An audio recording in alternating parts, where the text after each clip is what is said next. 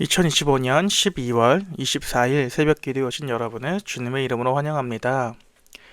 오늘 우리가 함께 살펴볼 하나님의 말씀은 미가 4장 1절로 13절입니다. 제가 하나님의 말씀을 낭독하도록 하겠습니다. 끝날에 이르러는 여호와의 전의 산이 산들의 꼭대기에 굳게 서며 작은 산들 위에 뛰어나고 민족들이 그리로 몰려갈 것이라. 곧 많은 이방 사람들이 가며 이르기를 오라 우리가 여호와의 산에 올라가서 야곱의 하나님의 전에 이르자. 그가 그의 도를 가지고 우리에게 가르치실 것이라. 우리가 그의 길로 행하리라 하리니 이는 율법이 시온에서부터 나올 것이요 여호와의 말씀이 예루살렘에서부터 나올 것임이라. 그가 많은 민족들 사이에 이래 심판하시며 먼 곳 강한 이방 사람을 판결하시리니 무리가 그 칼을 쳐서 보습을 만들고 창을 쳐서 낫을 만들 것이며 이 나라와 저 나라가 다시는 칼을 들고 서로 치지 아니하며 다시는 전쟁을 연습하지 아니하고 각 사람이 자기 포도나무 아래와 자기 무화과 나무 아래에 앉을 것이라. 그들을 두렵게 할 자가 없으리니 이는 만군의 여호와의 입이 이같이 말씀하셨습니다. 만민이 각각 자기의 신의 이름을 의지하여 행하되 오직 우리는 우리 하나님 여호와의 이름을 의지하여 영원히 행하리로다. 여호와께서 말씀하시되 그날에는 내가 저는 자를 모으며 쫓겨난 자와 내가 환난 받게 한 자를 모아 발을 저는 자는 남은 백성이 되게 하며 멀리 쫓겨났던 자들이 강한 나라가 되게 하고 나 여호와가 시온 산에서 이제부터 영원까지 그들을 다스리라 하셨나니 너 양떼의 망대요 딸 시온의 산이여 이전 걷는 곧 딸 예루살렘의 나라가 내게로 돌아오리라. 이제 내가 어찌하여 부르짖느냐. 너희 중에 왕이 없어졌고 내 모사가 죽었으므로 내가 해산하는 여인처럼 고통함이냐. 딸 시온이여 해산하는 여인처럼 힘들여 나을지어다. 이제 내가 성읍에서 나가서 들에 거주하며 또 바벨론까지 이르러 거기서 구원을 얻으리니 여호와께서 거기서 너를 내 원수들의 손에서 속량하여 내시리라. 이제 많은 이방 사람들이 모여서 너를 치며 이르기를 시온이 더럽게 되며 그것을 우리 눈으로 바라보기를 원하노라 하거니와 그들이 여호와의 뜻을 알지 못하며 그의 계획을 깨닫지 못할 것이라. 여호와께서 곡식단을 타작마당에 모음같이 그들을 모으셨나니 딸 시온이여 일어나서 칠지어다. 내가 너 뿔을 무쇠 같게 하며 너 굽을 녹 같게 하리니 너가 여러 백성을 쳐서 깨뜨릴 것이라. 너가 그들의 탈취물을 구별하여 여호와께 드리며 그들의 재물을 온 땅에 주께 돌리리라. 하나님의 말씀입니다. 아멘. 오늘 우리가 방금 읽은 미가서 4장은 시온의 회복에 대한 이야기가 선포가 됩니다. 그러나 이 회복은 그냥 주어지는 것이 아닙니다. 오늘 우리가 읽은 미가서 4장은 심판 뒤의 회복을 말합니다. 따라서 미가서의 1장에서는 이스라엘과 유다에 대한 심판 이야기가 나옵니다. 또 2장에서는 하나님의 땅에서 학대하는 자들에 대한 고발이 나옵니다. 마찬가지로 3장 또한 미가서 현재 지도자들에 대한 고발이 나온 뒤 오늘 미가서 4장의 회복에 대한 이야기가 나옵니다. 이처럼 심판과 회복은 동전의 양면처럼 함께 나오고 있습니다. 그렇게 오늘 본문은 끝날에 라는 말로 시작을 합니다. 이는 결국 1장부터 있었던 심판의 결과로 일어나는 회복의 모습을 보여줍니다. 하나님께서 정한 약속의 때인 끝날이 되면 여호와의 전이 산들의 꼭대기에 서게 되며 이곳에 많은 이방 사람들이 모이게 됩니다. 그리고 여기서는 하나님께서 하나님의 도를 가르치십니다. 결국 이 날에는 하나님께서 모든 종말을 실현시킬 것을 계속해서 보여줍니다. 그렇게 포로로 흩어진 이스라엘이 다시 하나로 모인다고도 말씀해 주십니다. 그리고 이 날에는 3절에서 나온 표현대로 칼을 쳐서 보습을 만들고 창을 쳐서 낫을 만든다고 합니다. 즉 모든 무기가 이제 농기계가 되는 것입니다. 사람을 죽이는 전쟁의 도구들이 이제 생명을 살리고 생명을 자라게 하는 농기구로 변합니다. 이러한 평화는 세상의 협정으로 되는 것이 아닙니다. 갈라진 우리 사회를 하나로 합칠 수 있는 것은 하나님의 말씀이 다스릴 때에, 즉 예수 그리스도께서 우리의 왕이 되실 때에 일어나는 역사입니다. 평화가 우리에게 준비되어 있습니다.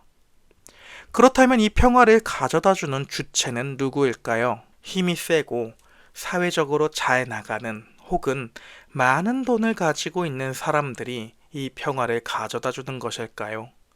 아닙니다. 오늘 본문에서 정말 놀라운 것은 이 회복된 나라의 주인공은 세상 기준의 척도에 있지 않습니다. 오히려 6절과 7절에서 말하는 것처럼 하나님께서는 저는 자를 모으시며 쫓겨난 자를 불러 모으십니다. 세상은 강하고 능력 있는 자를 찾습니다. 하지만 하나님께서는 상처 입은 사람들, 쫓겨난 사람들을 불러 모으십니다. 그리고 이 사람들을 모아서 강한 나라로 만듭니다.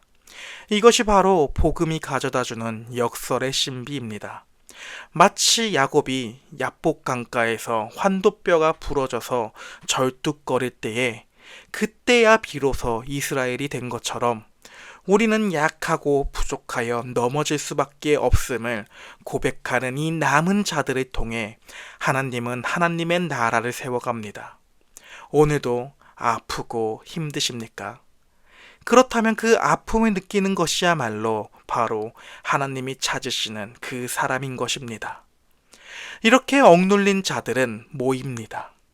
하지만 오늘 본문은 여기서 끝나지 않고 중요한 영적인 원리를 하나 더 가르쳐 줍니다.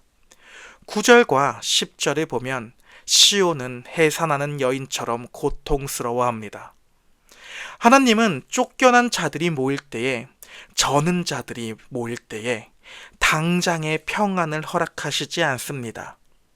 10절은 바벨론까지 이르러 거기서 구원을 얻으리니라고 분명히 말씀을 해주십니다. 즉, 하나님께서는 우리를 위하여 고난을 그저 넘어가게 하는 것이 아니라 고난 가운데에 우리를 인도해 가시고 고난 가운데에 우리를 두십니다. 우리를 바벨론이라고 하는 고난의 한복판까지 가게 하십니다. 왜냐하면 우리의 구원받는 장소가 바벨론이라고 하는 그 원수의 손에서 우리를 속량하시기 때문입니다. 이와 같은 모습은 장차 오실 예수 그리스도의 십자가에서 너무나도 잘 보여줍니다. 예수께서는 이 십자가를 피하셨을까요? 피하시지 않으셨습니다. 그렇다면 예수께서 십자가에 달리신 장소는 어디신가요? 당시 사람들이 많았던 광장의 역할을 하던 골고다 한복판에서 수많은 사람들이 보는 가운데에 속옷 차림으로 수치까지 당하시며 죽게 됩니다. 즉, 예수께서는 바벨론의 가장 깊은 곳까지 내려가십니다. 또한 이런 바벨론의 항복판에서 부활이라고 하는 영광을 보여주시고 우리를 건지십니다. 오늘 본문의 11절과 12절을 한번 보십시오. 이방 사람들은 성도가 고난당하는 것을 보고 시온이 더럽게 되었다며 조롱합니다. 마찬가지로 예수도 조롱을 받았습니다. 너가 하나님의 아들이었거든 지금 당장 이 십자가에서 내려와 보라. 하지만 예수께서는 아버지, 이 자들이 알지 못해서 하는 말이라고 말하고 있습니다. 즉, 지금 이러한 성도의 고난 혹은 예루살렘의 고난을 보며 조롱을 하는 사람들은 결국 여호와를 알지 못하는 사람들입니다. 그리고 결국에 하나님은 이렇게 말하는 원수들을 결국에는 타작마당의 곡식단에서 모아서 치시며 심판하실 것입니다. 그리고 오히려 이렇게 함께 고난받던 성도들의 뿔을 무쇠같이 강하게 하셔서 승리하게 하실 것입니다. 이제 오늘 설교를 마치려고 합니다. 오늘 본문에 미가 선지자가 바라본 이 끝날의 회복은 바로 예수 그리스도를 통해 우리에게 성취가 됩니다. 세상이 줄 수 없는 평화가 예수 그리스도 안에 있습니다. 그렇게 예수 그리스도로 속량된 모든 사람들은 비록 저는 자들, 그리고 쫓겨난 자들입니다. 하지만 하나님은 우리의 약함을 들어서 하나님 나라를 만들어 주십니다. 그리고 우리는 바벨론이라는 죄악 많은 세상 가운데에 오늘도 여전히 살아갑니다. 그러나 세상에 살아가는 우리의 이 자리는 하나님이 우리에게 살아가도록 허락한 자리입니다. 따라서 우리가 서 있는 이 고난의 자리는 망하는 길이 아닙니다. 바로 구원을 얻는 길입니다. 하나님께서 연약한 우리를 도와주실 것입니다. 이 도와줌의 가장 큰 증거가 2000년 전에 있었던 예수 그리스도의 죽음과 부활입니다. 따라서 오늘 하루 우리의 눈에 보이는 이 현실은 바벨론과 같고 우리는 저는 자와 같이 느껴지더라도 타작마당의 주인이신 하나님께서 반드시 승리하게 해놓으신, 승리하신 그 약속을 바라보며 살아갈 수 있는 삶이 될 수 있기를 예수 그리스도의 이름으로 소망합니다. 함께 기도하도록 하겠습니다. 하나님, 세상의 근심과 두려움의 칼을 내려놓고 주님이 주시는 참된 평강이 우리의 가정과 또한 우리의 직장 안에서 임할 수 있도록 은혜를 베풀어 주시옵소서. 그렇게 연약한 우리 자기 자신들을 바라보는 것이 아니라 저는 자와 쫓겨난 자들을 불러 모아 주시고 강한 하나님의 나라를 만들어 주실 것이라는, 이 저는 자들을 통하여 그렇게 만들어 주실 것이라는 하나님의 약속을 바라보며 나아갈 수 있도록 은혜를 베풀어 주시옵소서. 또한 우리가 바벨론과 이 세상을 살아갈 때에 이해할 수 없는 고난이 우리에게 찾아옵니다. 하지만 예수께서 겪으셨던 것처럼 십자가 뒤에는 부활이 있음을 바라보고 소망하는 우리가 될 수 있도록 은혜를 베풀어 주시옵소서. 하나님은 우리보다도, 우리의 생각보다도, 우리가 겪는 어떠한 문제보다도 크신 분이라는 사실이 우리의 소망이 될 수 있도록, 그것이 믿어지게 되도록 도와주시옵소서. 오늘도 이러한 하나님을 찾는 하루가 될 수 있도록 은혜를 베풀어 주시옵시고, 이 모든 기도를 예수님의 이름으로 기도합니다. 아멘. 주기도문으로 오늘 새벽 기도를 마치도록 하겠습니다. 하늘에 계신 우리 아버지여, 이름이 거룩히 여김을 받으시오며 나라가 임하시오며 뜻이 하늘에서 이루어진 것 같이 땅에서도 이루어지리이다.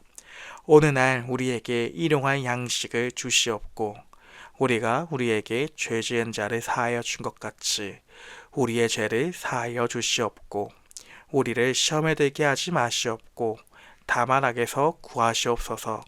대개 나라와 권세와 영광이 아버지께 영원히 있사옵나이다.